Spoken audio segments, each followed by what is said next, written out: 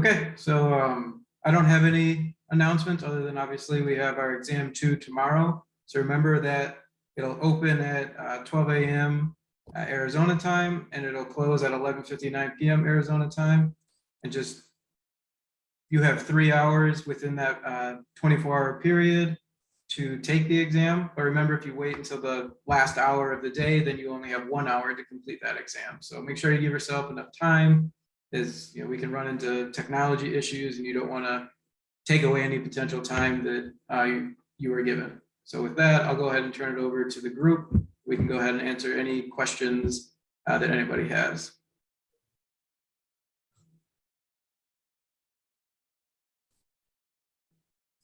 A few questions in the chat.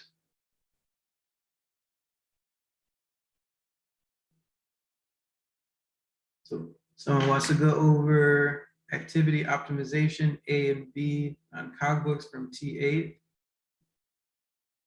And no, I did not find anything from that learning objective number 10. So that is something that I'm going to just remove. We can ignore it as a group, and I will remove that for future renditions of this course.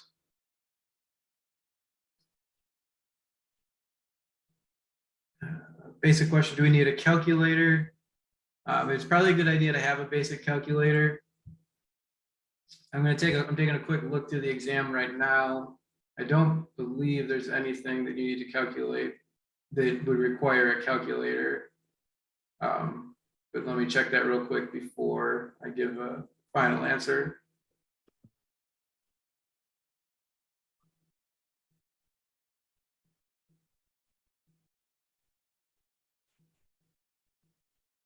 So all of the math can be done with paper and pencil, but there are going to be some calculations that we're actually going to go back over, because somebody asked if we could cover some of the optimization ones, and this is where the calculations are actually going to be on this exam. So let me pull that module up, and I can share my screen and we can go over some of the activities together again.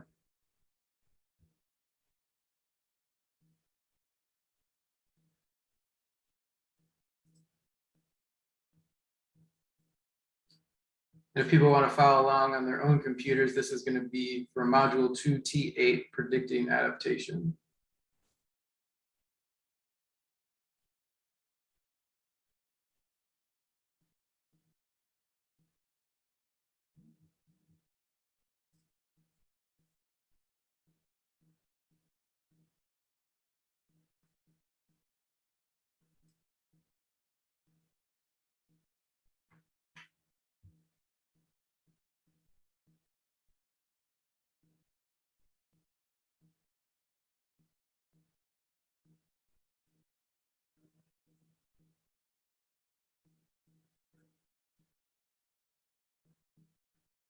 Come on. Let's take it a second to load.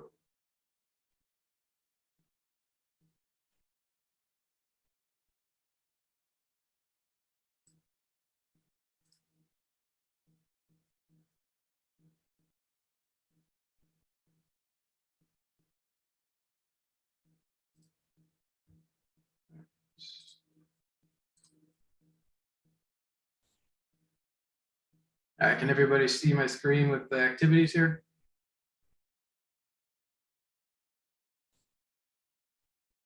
Okay, so if we want to go over all of these activities again, that's great. So the first one we can take a look at, we have on the x-axis, we have our energy invested per offspring in kilojoules, ranging from 0 to 250. And then the y-axis is our survivorship, that's always going to range from 0 to 1. So 0 is no survival, and obviously 1 would be 100% survival.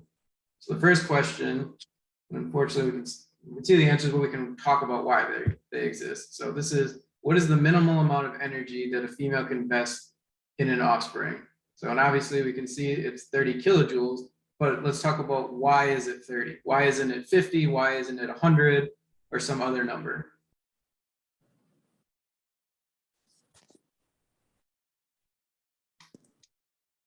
So from the chat, 30 is where this curve begins.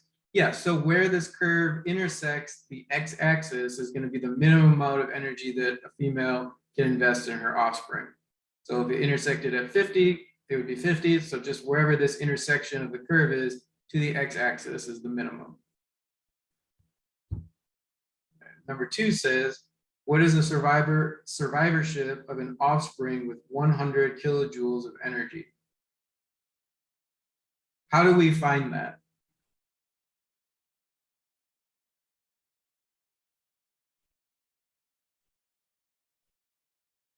So we go from 100 kilojoules, you go directly up from the 100 mark. Yeah, so you go from the 100, you know it has 100 kilojoules, and you go up, and that's around here. So then it's going to be somewhere around 50. If we look at our choices, or 0.5, 0.5 seems to be the most logical answer for number 2. Exactly. And number 3, what is the optimal investment of energy, or what the optimal investment of energy maximizes the blank? So then does somebody want to state why it's the product of the number of offspring and the survivorship of each offspring?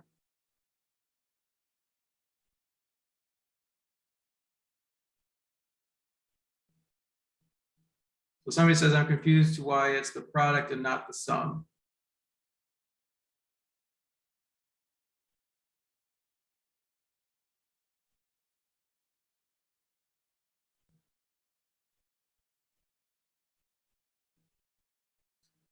If it was the sum, we would just ask, what is the total amount of energy to be invested? And we could say 200. That doesn't tell us, that tells us one answer, but a product would be how many individuals. So it's by a number of individuals. So we have to multiply per each individual to know what the optimal amount of offspring are. So that's why it's the product.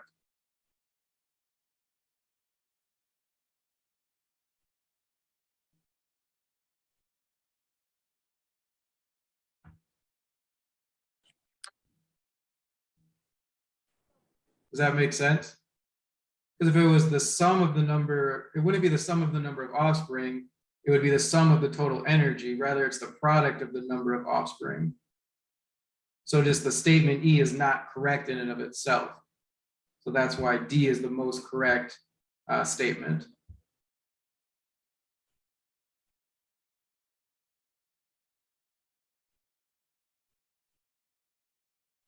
Okay. Then why don't we move on to the next activity? All right, and this one says, so it's the same curve, right? Energy invested per offspring and survivorship on the y-axis.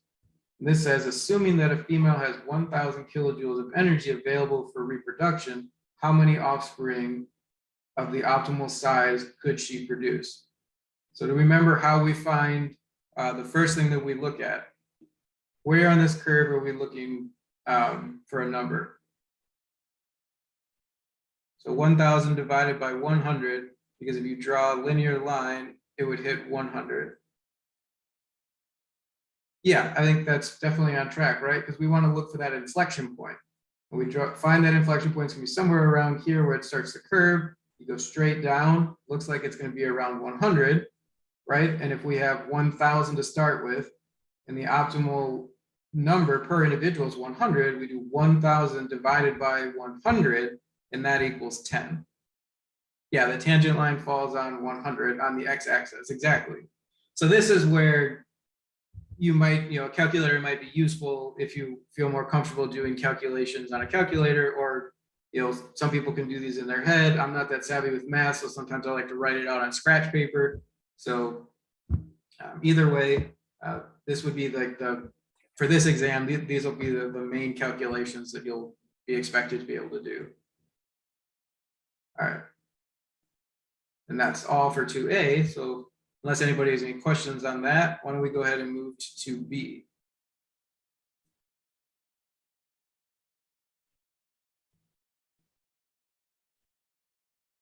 All right, so this one says, assuming that a female invests 1,000 kilojoules of energy in her eggs, which of the following clutch sizes would be closest to the optimum? So this is going to be very similar to the previous problem we did, right? So where's the tangent line going to fall here?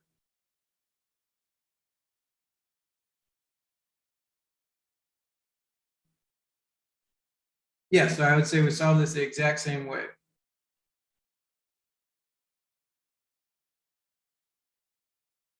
So the tangent line would fall around 225, or someone else said around 200. And I would agree, both of those estimates by eyeballing it, are reasonable. So it's going to be somewhere around here if we draw it down. And with cogbooks, they seem to be kind of nice to us using whole numbers or round numbers at least. So yeah, it's going to be the 200.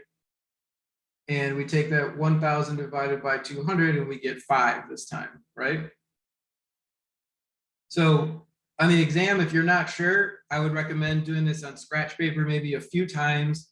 If you say maybe it's 200, maybe it's 225, do the math, and then it's going to be, what's the most reasonable answer? And in this case, 200 seems pretty reasonable, and we have 5. If it was 225, wouldn't be one of these whole numbers, so that really would be less likely to be the correct answer.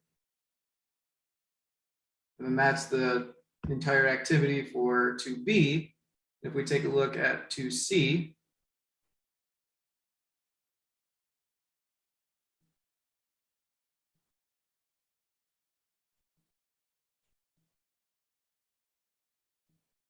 this again is going to be the same idea with just different numbers, right? We have our energy invested, and we have our survivorship on our axes. And we start with 1,000 kilojoules of energy for eggs again, and which of the following clutch sizes would be closest to optimum? So where do we think that our inflection point, our tangent line would be in this case? Yeah, so if we look, it's going to be somewhere around this area. If we come down, it's definitely going to be somewhere around 50. If we divide 1,000 by 50, then we have 20, right? So that seems the most correct answer and how we go about solving these problems here.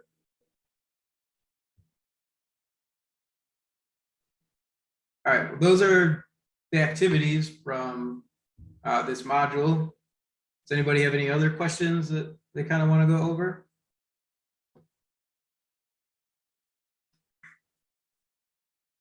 From the chat, it says, is objective 1, is it radiation, conduction, convection, and evaporation?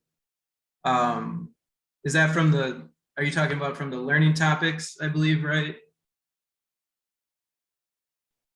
Yes, those are the 4 modes of heat flux, or they would answer question 1. I know sometimes people think about metabolism, but metabolism isn't really considered a mode of heat flux as much because it's not really a two-way street. An organism produces excess heat via metabolism, but it doesn't gain any heat from metabolism.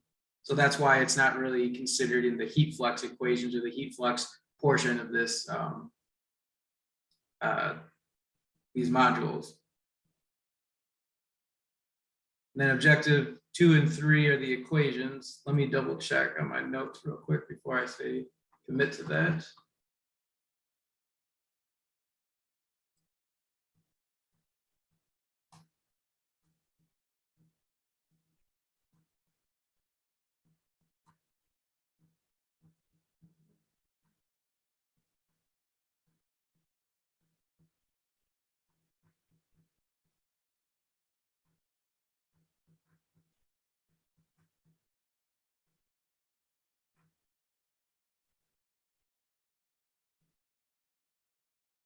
Two and 3 will be having to do with the parameters of the equations, yes. There's a little bit more conceptual part to it too when we're talking about like posture and behaviors, but ultimately you can link it to the equations.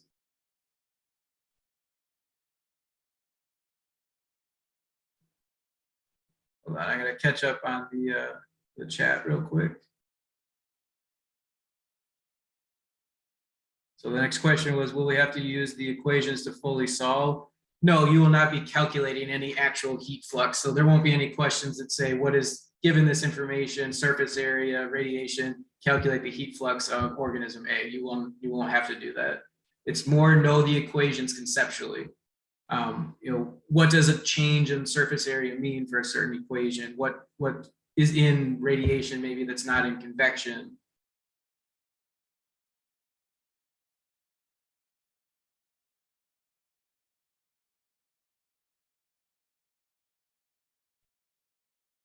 I'm not following the two questions like QMet, etc., and like plug and chug. I don't know if the two people want to expand on those.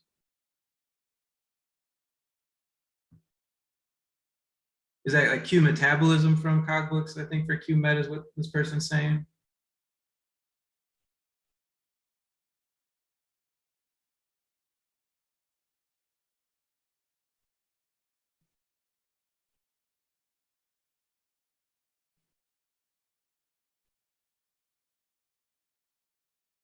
Okay. Yeah, QMet is the from metabolism, but you won't have to calculate any of that. There's so this question, or this is a comment about Discord. We're mentioning that some people are slightly concerned having issues on the short answers because of wording in their response. How exact do these responses need to be for points not to be taken off? And there's no real formula for that.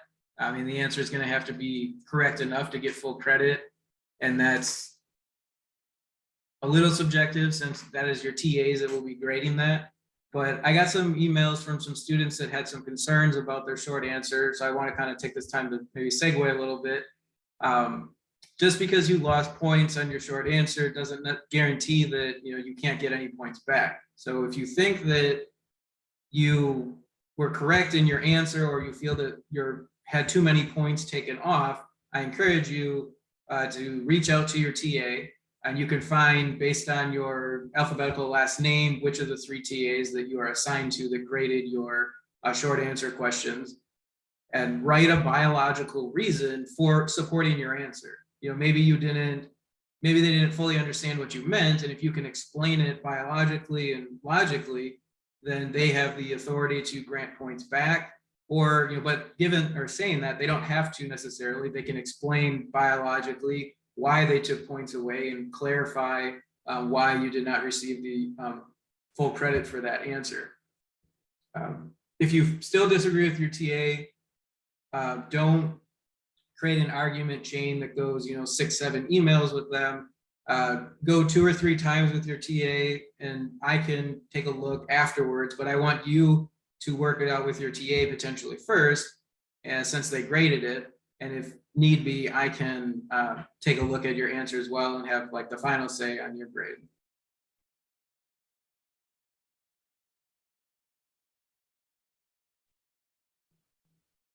Okay, and then the next question in the chat was, should we just know which heat flux equation goes to which image? Yes, there will be, just like the activities, you will have to know which heat flux equations are going to go with some images. You'll see some exact questions like that in your exam.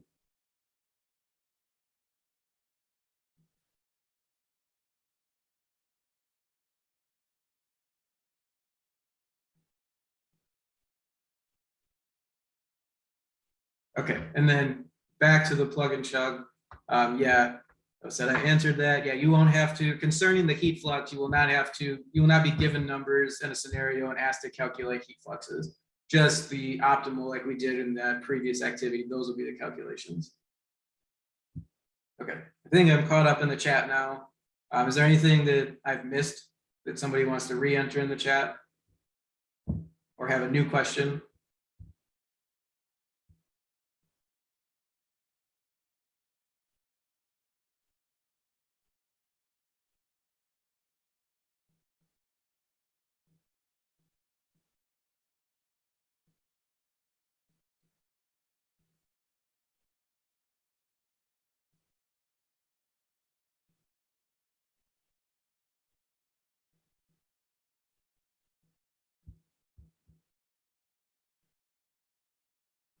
Are there any other activities that anybody would like to go over from one of the modules?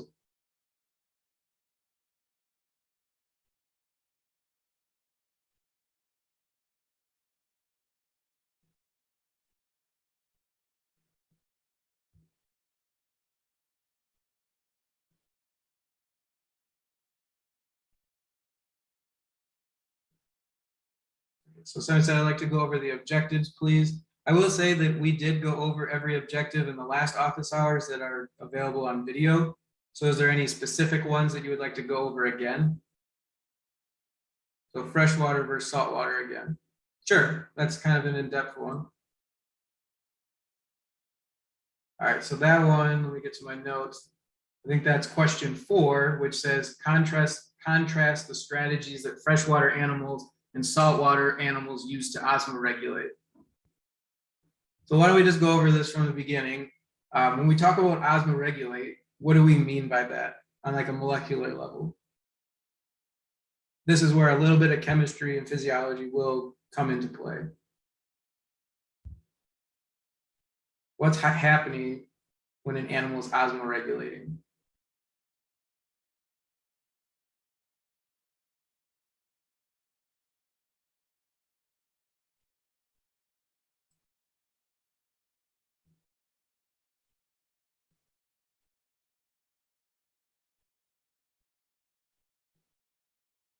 So from the chat, they are balancing solids and liquids in their bodies. Yes, that is definitely correct. Which solids are we referring to here? And which liquids? So salts and nutrients, solutes and ions, the mechanisms that organisms use to maintain a proper solute balance, because solutes determine the osmotic potential of body fluids, and water. Yeah, I would say it's salts, water, ions in the form of nutrients often, and also remember there's gases, so there's also oxygen transfer with this too. Why don't we kind of take this piece by piece? So why don't we just talk about freshwater fish? What is a challenge that a freshwater fish faces?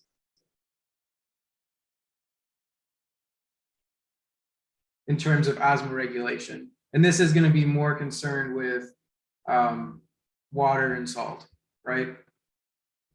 And we can talk about countercurrent and concurrent oxygen exchange in a minute. All right. It was taking more nutrients than water was one answer. They have a diluting issue, excess water, high solute concentrations inside. So we kind of got a mix of answers here. It's on the right track, right? I mean, there's going to be a water or salt problem. What if fish drink in? Freshwater, we're talking about freshwater fish. Are they going to take in freshwater or salt water? Freshwater, right? And when you have solutes inside of you at let's say that an equilibrium level, and you take in fresh water, what does that do to the solute concentration that you have inside of you? Exactly, it dilutes it. Yep. So what are some strategies that fish have that they don't continuously dilute themselves and they live below their solute requirements? They retain ions, yes. How do they do that? Somebody says they pee a lot. That's true. What happens when they push waste out of their body?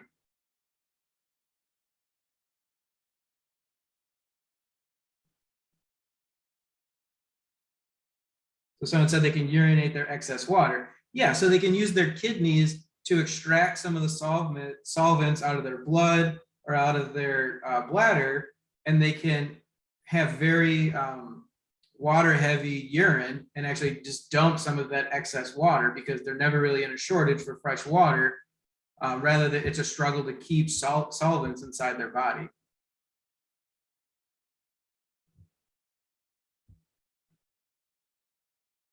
Yeah, so the kidneys remove ions from their urine, the kidneys can remove ion from their blood and pull it back into their body to keep that ion concentration or solvent concentration at a high enough level that keeps them at equilibrium without continuously diluting it through taking and drinking water. They can also use active transport, so that's part of what the kidneys are doing, right?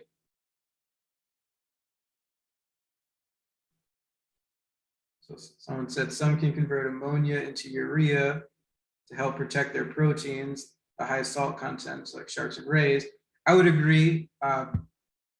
We were talking about freshwater fish right now, but concerning saltwater fish, that statement is absolutely correct.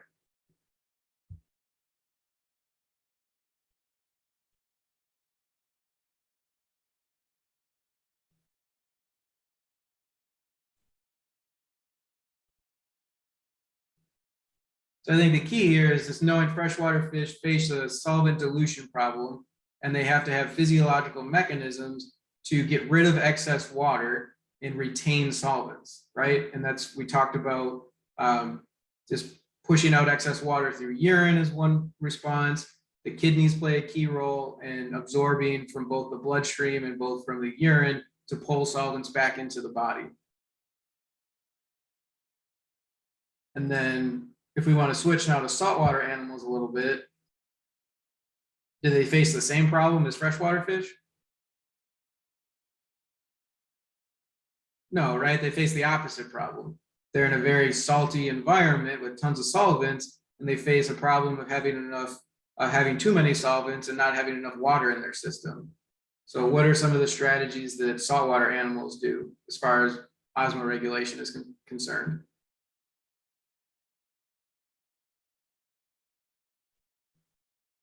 Do they still drink a lot of water? They do. So how do they deal with drinking excess water in the opposite way that freshwater fish do? Yeah, they let more ions pass to their urine, so they have very concentrated urine. They can pass some excess in their gills. Excess what? Water or solvents? So salts, okay. Yeah, and their kidneys get involved again too and kind of do the opposite, right? Instead of pulling the ions in, they allow them to pass and they can pull some of the water out. So again, it gets at the active transport mechanisms. I know Cogbooks doesn't really get into the active transport, so you don't need to know them in detail, but just knowing that through some active transport, you can reverse ion concentrations, right? Because they go against their gradient during the active transport process.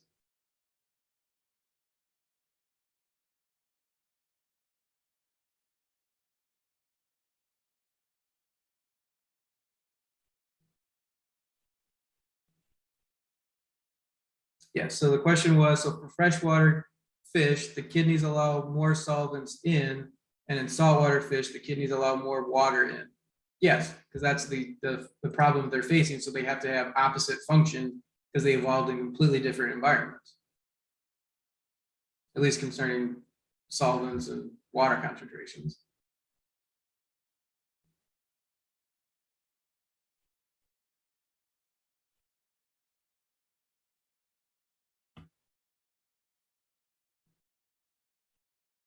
So somebody said, I believe there are also membranes that help them separate their skin from salt water, so they are hydrophobic.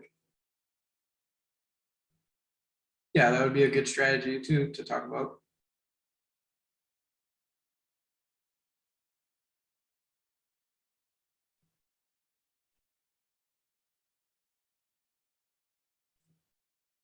The only additional comments that I kind of have from my notes is that aquatic vertebrates excrete ammonia in their urine, whereas terrestrial vertebrates generally convert this ammonia to urea, which they then excrete at high concentrations in their urine. So just knowing a little bit about the breakdown, ammonia and urea concentrations based on if it's salt water versus a freshwater fish might be important to know.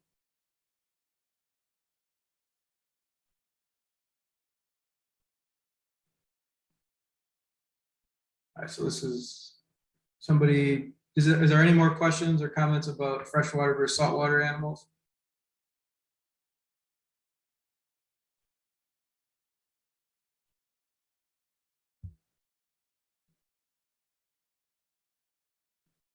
All right, so I think somebody wants to go over optimal phenotype.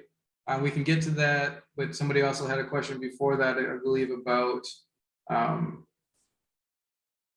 countercurrent and concurrent circulation and oxygen transfer. So let me find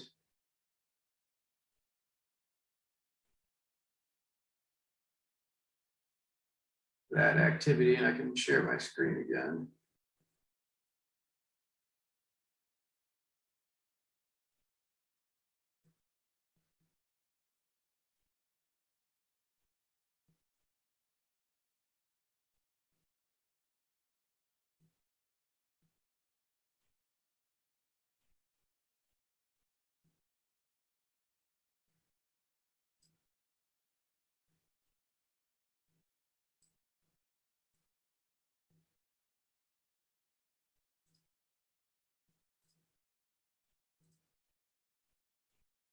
Okay, so in this image, we have part A on the top, right? This is concurrent flow, and part B is countercurrent flow. And the main difference is when we look at water flow versus blood flow. And in concurrent flow, water flow comes in at 100% oxygen, and it runs up through the gills. So it's passing, where you have the water going through the gills here, so over the top of the capillaries in the gills. And what happens is the fish wants to get oxygen out of the water and into its bloodstream, right? So when the water enters during concurrent, it's flowing in the same direction as the blood. And it comes in at a high concentration of oxygen in the water, runs into a low concentration of oxygen in the gills. And where there's a difference, so 100% versus 20%, that's why this arrow is right here, because it's indicating that gas is diffusing from water into the blood. And then, and the next step, because it took that in, it's now, if we look over at this section, when the blood would move, it would be at 30%, and the oxygen in the water would be at 70%. So there's still a difference. So it's still going to continue to diffuse, but it's eventually going to reach an equilibrium point, the blood and the water, as far as oxygen content. And then it's going to, as it runs out, it's going to have a portion where the blood and the water are not exchanging gas anymore. So it's not very efficient to be concurrent. On the other hand, in countercurrent, it's continuously diffusing blood because, or diffusing oxygen rather, to the blood, because it comes in at a different concentration. And even though it flows in the opposite direction, the water is always going to have a higher level than the blood, and it's always going to be able to take in oxygen. So it's going to be able to have higher levels of oxygen in the blood in countercurrent than it is in concurrent.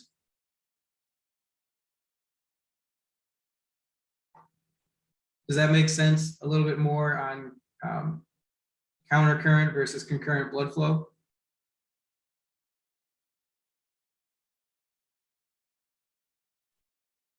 Are there any other questions or anything that's not making sense?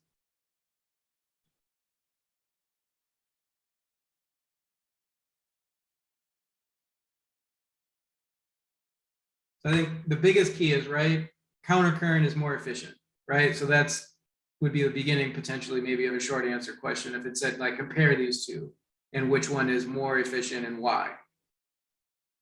And then just knowing that the direction that the blood flows compared to the water is going to be another important detail you would have in that answer.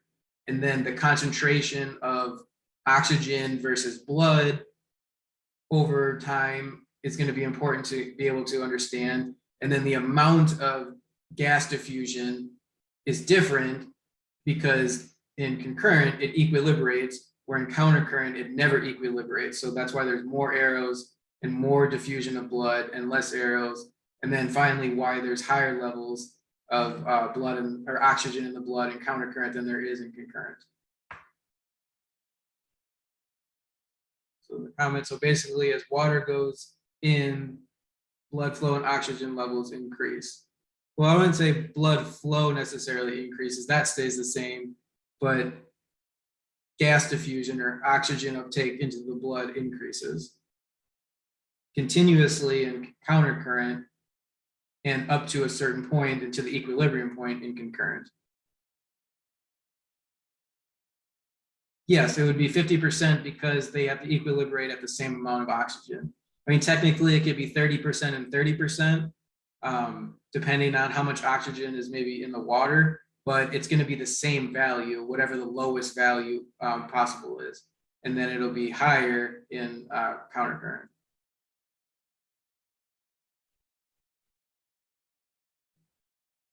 Okay. Let me.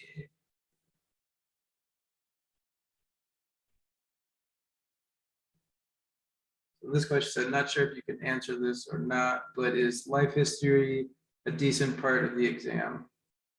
There's going to be multiple questions on the exam that are going to deal with life history traits. So we went over these a little bit last time, right, in the previous office hours, where we talk about what are some factors that affect life history. Remember, like things like predation, resources, competition. So it could be questions about that. It could also be if, you know, fast reproduction versus slow reproduction, parental investment, So yeah, I would say that life history is probably going to have, several questions on there. There's a question.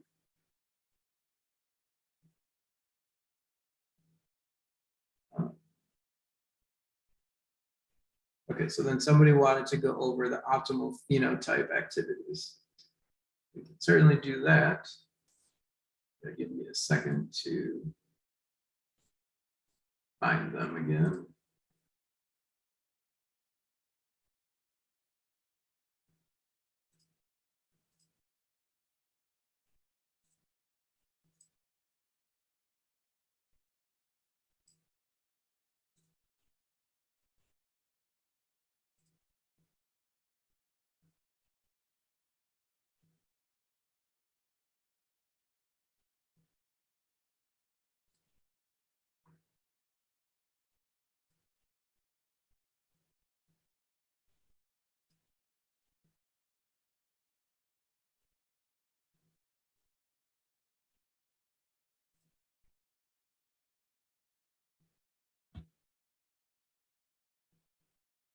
Okay.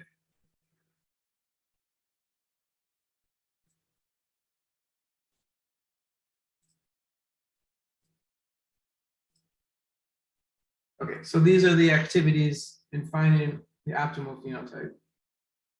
So what are we looking at here, right? We on the y-axis, we have relative fitness that's going to go from 0 to 1. And then we have a phenotypic value on the x-axis that can range from 0 to something, right? So this goes to 50, 19, and these all go to 50. And how do we know, what are we looking for when we say optimal phenotype?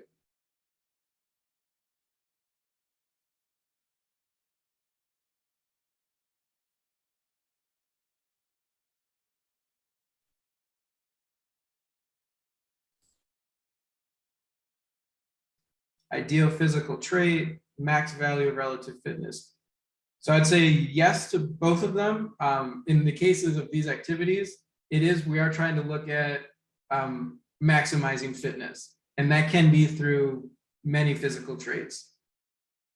Phenotype of the highest fitness. Yeah, exactly. So, right. So we want to match up the phenotypic value on the x-axis where the highest points on these curves are. So in A, where are the points the highest? Are they highest on the left, the middle, or the right?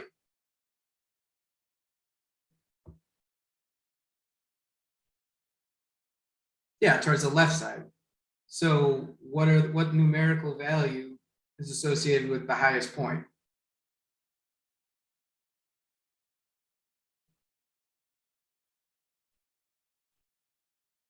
0, 1, yeah, somewhere around there. So if we look at our choices, it's not going to be 19, 22, or 50. So I'd say 0 is the closest one.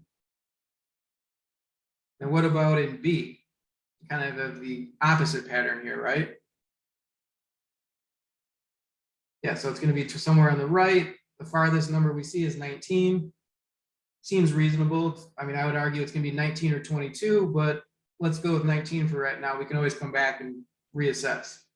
And then what about C? So these are more in the middle, right? So 20, so somewhere around 20, maybe to the right of it. So yeah, I would agree. 22. Wait, so somebody said 50.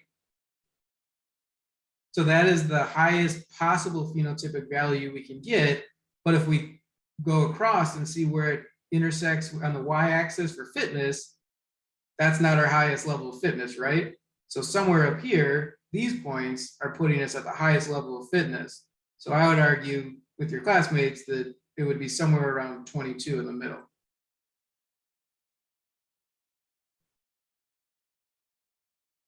No worries, and that's why we're doing this. And then the last one, this one's probably the trickiest one, especially if it was on its own and we couldn't do this through a process of elimination.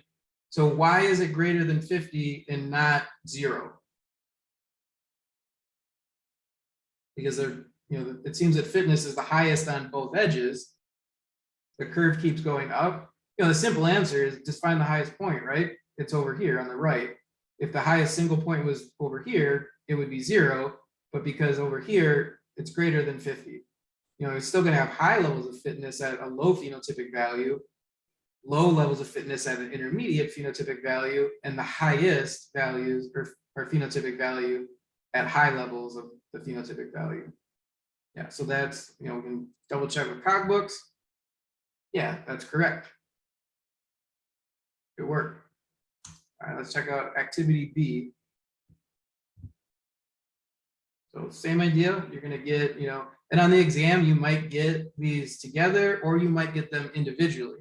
So careful process of elimination for these activities is a good strategy, but we should always be able to explain why we get our answer, right? So let's start with A here. What is the highest relative fitness that we can get associated with the phenotypic value?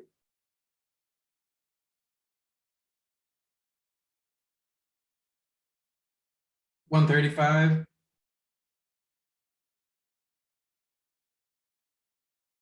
Yeah, so yeah, 135. Like, yeah, because it's asking, this is the values that they want. We're talking about what gets us the highest value here, but this is the numerical value that we're looking for. So, and for these, just be careful. Don't make the mistake that, you know, I've made thinking about these quickly. As you see, oh, it's on the left, it's going to be 0. Make sure to actually read the x-axis, right? So it's not 0 right here. It starts at 135. So we'll say less than 135. What about this one, right? This is in the middle. So it's going to be somewhere around, yeah, 44. I would agree with that. Kind of look somewhere around 45. 44 is the closest answer. C, you know, we can see that it's trending in a positive direction. So we're going to look at the right side of the curve, right? Yeah, so somebody said greater than 12. Seems the most logical answer here. And then what about D? Why is it 68?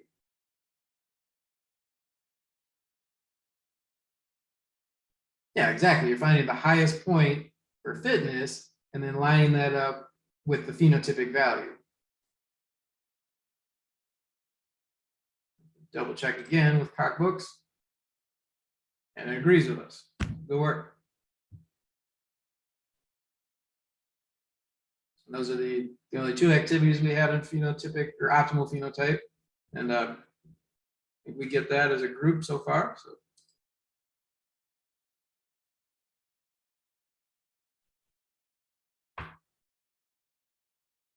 Is there anything else anybody had questions on or wanted to go over?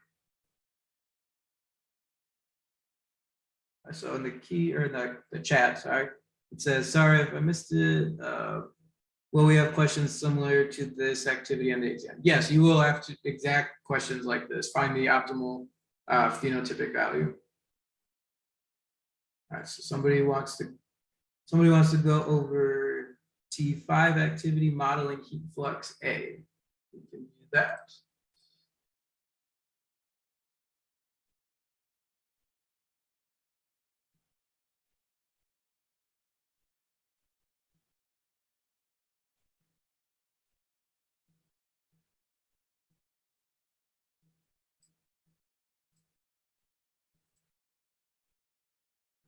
And I will say that you will see activities like this or questions like this on the exam as well.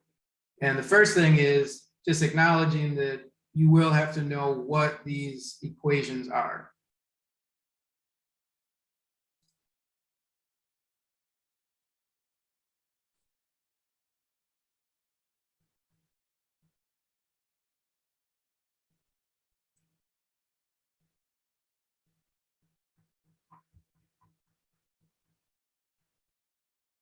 Let me catch up on the chat real quick.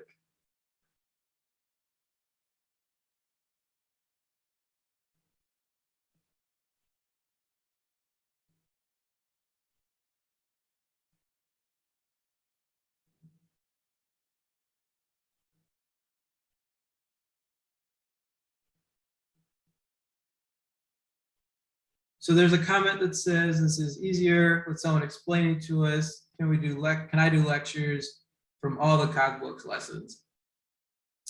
And I kind of talked about this briefly in the previous office hours, but I think this is a good opportunity to expand on this too, is the way that these courses are designed is they're supposed to be, they tend to not have lectures at all associated with them. So they rely on cogbooks, and that's not my decision, you know, whether myself or any of you agree or disagree with that. That's part of the online design, is that it doesn't take, you know, a live person to lecture the course like in a traditional sense. So it kind of gives the opportunity for a slightly different version of the same information. So technically, no, they don't want me to lecture. That's, you know, not why I was hired to be the instructor of the course. That doesn't mean I don't, you know, don't think that I don't agree with it. And that's why I like to have these office hours, so that I can take the opportunity to explain these a little bit more. But I just wanted to let you as a class know that I don't make the cogbooks materials. So if things don't make sense, you know, let me know and I can do my best to re-explain them. The way I approach this course is very similar to the way all of you approach it. I go through all of the cogbooks modules. As you can see, I have all of my stuff checked off too, right? So, you know, I'm learning, going through it a little bit. And I've had this material. I do have a PhD that concentrated in ecology. So I do have a solid background in these materials. I will say not necessarily all of them, but a good enough understanding that I should be able to explain it to you in a simpler sense or an alternative sense. So just when you're doing the course evaluations, I guess is what I'm kind of getting at, is know that I'm not the creator of the content, and I don't unfortunately have, you know, full control. I can't change the content of the course. Somebody, ASU faculty, already created this, and they kind of use it over and over, and then they update it from time to time. So just a little inside information for the group to know. But I do like having these office hours, so I kind of use them as review sessions or a time to not lecture, but help explain things a little more detail. All right, so the next in the chat, sorry, I'm just catching up a little bit to the chat too. Are there any tips and tricks to remembering the equations that correspond with heat flux? I don't have any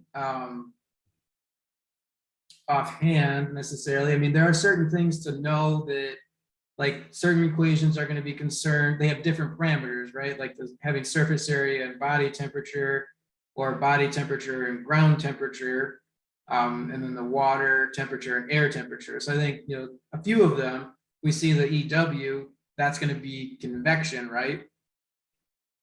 No, actually it's not. I lied, because that's air temperature and body temperature. Ignore that. That was not correct. So no, in short, I don't have any tips or tricks for specifying that. So the EW is evaporation. So I might have one. Can you hear me? yeah, and if anybody else has one, I'd be, you know, happy to share the group. So it's probably a little silly, but it kind of helped me remember. So for conduction, the one that's in the fraction, I just kind of thought under conduction, and then for sorry, I have to make this bigger because I don't have my glasses on. For evaporation, it's EW, so I thought U, evaporation. And then the A one, that one's radiation, I believe. And then Far left? Or no, the second one. the one that starts with an A, yes. Yeah, and then convection, and I can't remember how I remembered. I think I remembered convection as the first one because I couldn't figure out anything that had to do with it.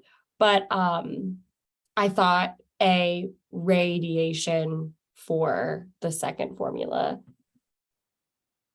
Okay, I appreciate you sharing that. You know, if that helps anybody, that's great. And if anybody comes up with their own way to kind of memorize them.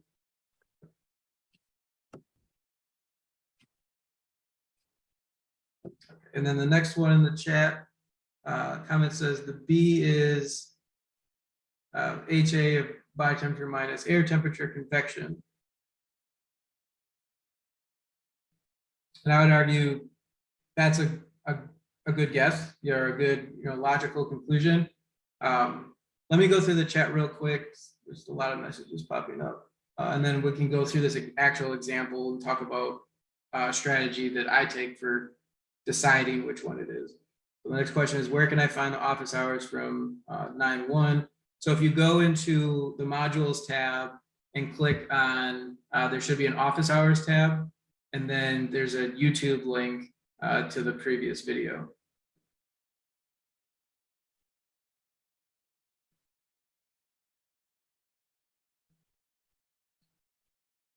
And so the next comment, that heat gain and heat loss are needed for the context of these questions. Yes, I would agree with that comment.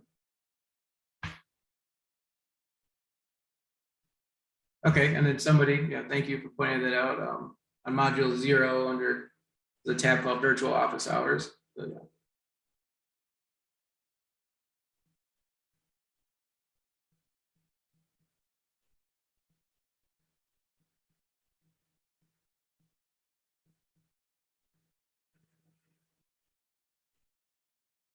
So then this question talking about learning objective 10, talking about natural selection and genetic drift. We can get to that after we finish this one.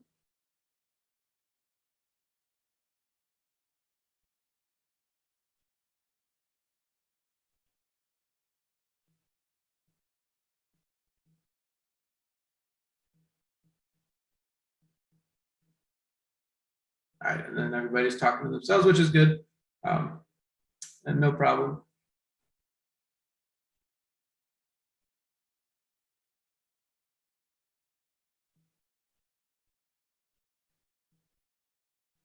And then there's another suggestion in the chat about calling them different names.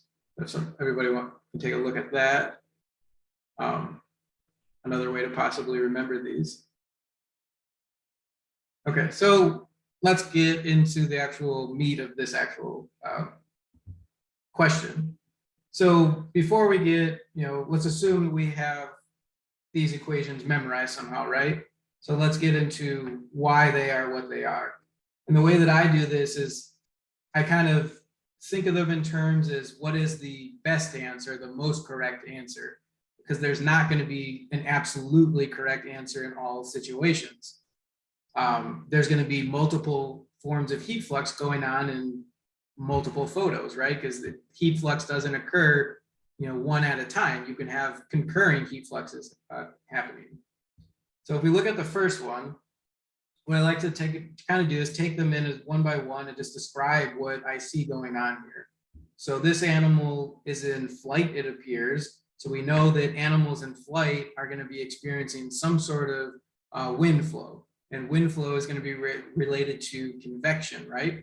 So we can say convection is going to be, happening in this scenario. We also see that it's light out. So there's going to be some solar radiation occurring. So it's possible that there's some radiation going on in here. We can talk about conduction. So the animal and the flower here, whichever one would be the object, and whatever's going to be the object is going to be in focus. I don't like this next photo necessarily because you could argue that there's two objects in here, maybe they're doing different things. But if you have two objects and we think about conduction, for conduction, we need to have some sort of contact between two objects, right? So because this bee is in flight and this plant here, that they're not in contact. So I would argue there's very little evidence for conduction. And then as far as evaporation, I would argue again that there's very little evidence for evaporation here because there's no sweating really going on or panting or any visible water transfer going on.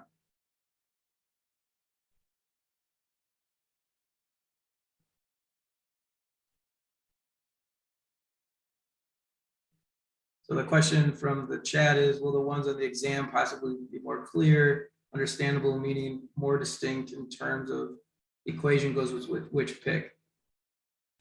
I mean, hopefully, I hope that the ones on the exam are clear. But I will say for these in particular, if they're not clear and you can make a biological argument for a different reason, I have no problem reading your responses and giving you full credit after considering them if it is a good biological reason. So do the best you can on the exam and just know that there is, possibility for getting points back, particularly on ones like this that have multiple versions of heat flux or even partial credit. If you can explain the different heat fluxes going on and why you thought it was more one heat flux than the other, I have no problem having that discussion and potentially giving points back. But let's just do the best we can given what we have here. So what do we say? We would argue, what would we argue based on how we describe this, that maybe what is the best potential answer for this first picture? We say we have an organism in flight, right? Convection, I would agree with that. And what is the equation for convection? Yeah, the HA and in parentheses body temperature minus air temperature, right? So I would agree that for right now, I would go with this answer.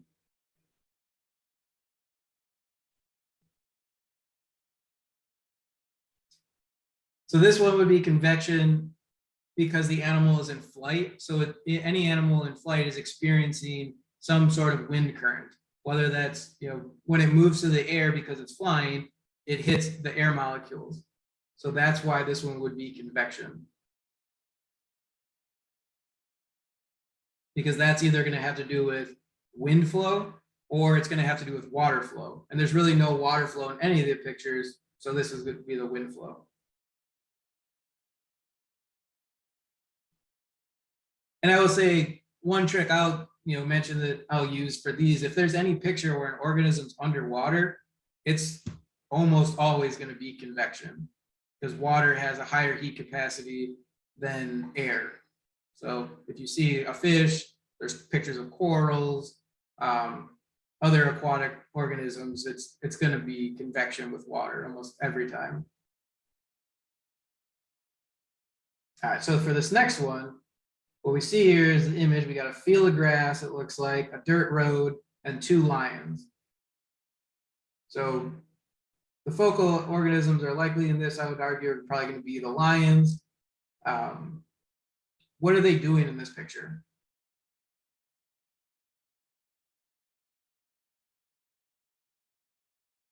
So they're hiding under shade to reduce heat. I would agree, right? So knowing that, it's light out, right? There's evidence of solar radiation. But if they're hiding from it, they're likely escaping solar radiation. So I would argue radiation is possible in this example, but there's some evidence that they're avoiding it. Granted, some of their limbs are in there, so we can't fully rule radiation out. So somebody said conduction. What do we need to have conduction? So contact with the ground, right? Exactly. So are they in high contact with the ground? I would argue yes, because they're laying down. So they increase the surface area. So conduction is a very strong front runner for this one. What about evaporation? Is there any sign of panting or sweating? No, exactly. I would say not that I can see. I think it would be a stretch to call this evaporation. What about it convection? Are they in water? No, so that we can rule half of convection out. Is there any strong evidence of wind in the picture? Like, is there blowing dust or is there blowing, the grass is blowing very clearly? Yeah, again, I would say it's not clearly, so we can't really technically rule convection out, but we can say it's pretty weak. So what would we say is our strongest choice for this one?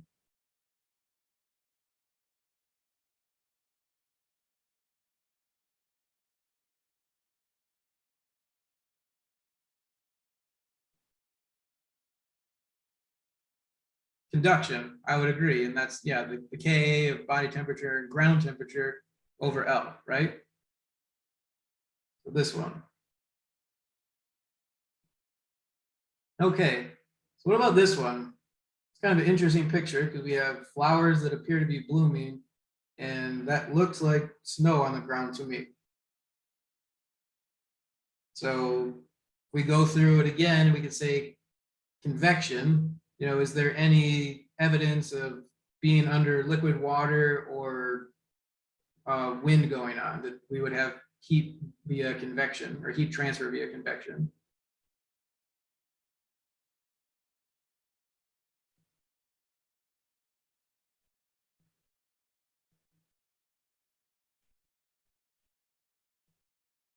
I would argue there's very little. The flowers seem to be straight up, so they're not blown over to the side.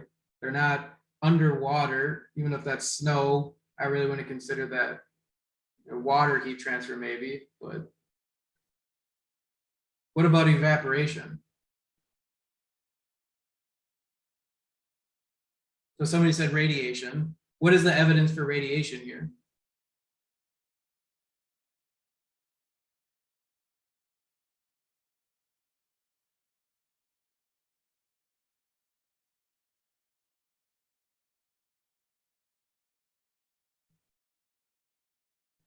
Is it light out or dark outside in the photo? Yeah, so from the sun, right? It's clearly light out.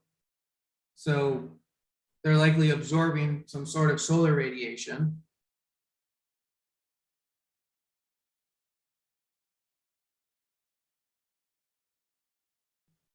And there are some plants, for an example, skunk cabbage, that actually are like somewhat endothermic. And because it's a cold environment, somebody said they might be radiating heat, right? So these flowers might be able to bloom in the winter because they can produce their own metabolic heat. And although we're not going to use metabolism as a way to in heat flux, but what happens then is because there's such different body temperatures, being a warm temperature plant and being a winter environment, they will lose heat to the environment via radiation. Yeah, because their body temperature is higher than the outdoor temperature. Yeah, there's also heat put off that plants melting the snow. So I would agree that this one might be kind of tricky, but radiation seems to be a logical answer. And what is the equation for radiation, right?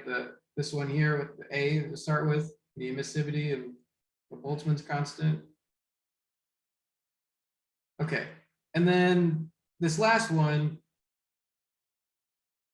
is, by process of elimination, we're going to call it evaporation. But what is there any strong evidence of evaporation here? Panting. So the horses seem to, what are they doing, first of all? So someone said horses working up a sweat. Yeah, they're running. So these are active horses. So we know that, when a lot of animals run, they sweat. Exactly. And in the image, this looks like, they've got some water on them or some foam in their mouth, on their chest here. So that could be areas that the horses are actually actively sweating. And we know that when you sweat, it's a form of evaporation. However, you can make arguments too that, because they look to be running, similar to a flying animal, an animal in motion is going to have some level of convection, right? So they're running through the air, which creates some sort of wind current. It's daylight, so there's some evidence that there's possibly some radiation. And we know that hot animals, that when they're running and they're sweating, the evidence, they also emit heat to their environment via radiation. Now, if these horses were in a cold environment with snow around, we can make a strong argument for radiation, but it doesn't seem to be a winter environment. So they're like, they might be radiating some heat, but the strongest evidence here, I would argue, is evaporation. Why don't we just check the cog books? Yes, and then those seem to be the most correct answers. And also the last one, just to close it, is conduction, right? So these horses are running, they don't fly, so there is some contact with the ground, but it's only their hooves, so it's a small surface area that is in contact with the ground.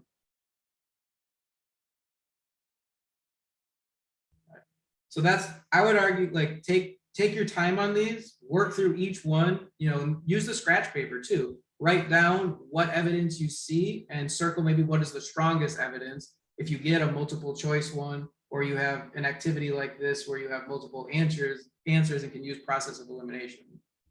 So take your time. You have plenty of time on the exam allotted to you. So work through and write out a biological explanation. And also, if you do it on the scratch paper and you happen to get the question wrong, you can go back to your notes and you can say, hey, actually, I agree with my notes, or I see where I went wrong here maybe.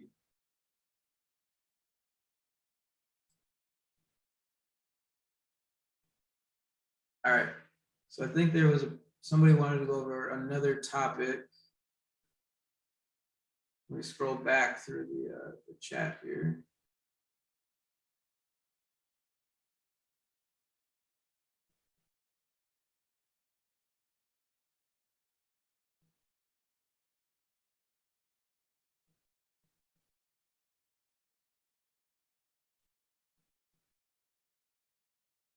Might be pretty far back. We have a lot in the chat, sorry.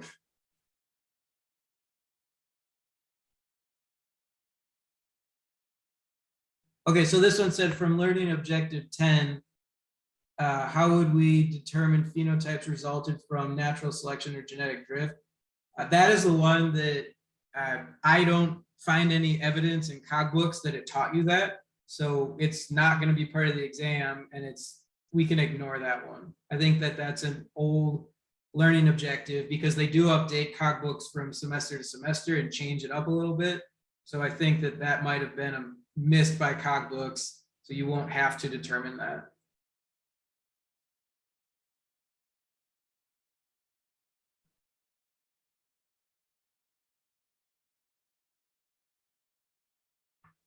And I will make a note and I'll send cogbooks an email so that they either add the content back or delete that from the learning objectives and future renditions of this course.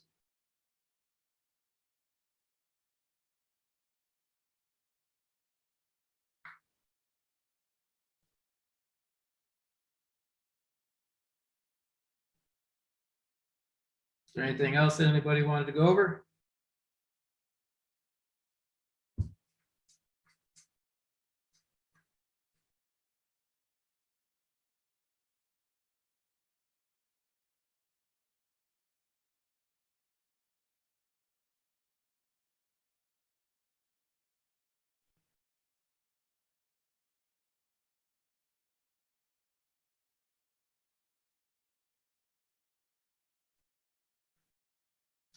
No problem. I'm happy to do this.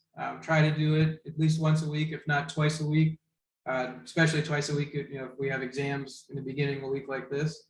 But if not, if no more questions, we can call it a night, and I will get this video posted. But just, I don't know if some of you realize that it doesn't get posted immediately because it takes a little time to download and then to convert. And the reason I do it through YouTube is because if it's over 45 minutes, Canvas doesn't allow the video to upload, which I found out the hard way in the previous semester. So I'm glad this helps, and I will have email access tomorrow. So if anybody has any support questions they want to send my way, I should be able to get to those in a timely fashion tomorrow during the day. So if there's no more questions, appreciate everybody coming and with questions and participating. Anybody that can't make it, like I said, I'm sure your classmates appreciate you doing this too for them, and we can call it a session. Good luck on the exam tomorrow.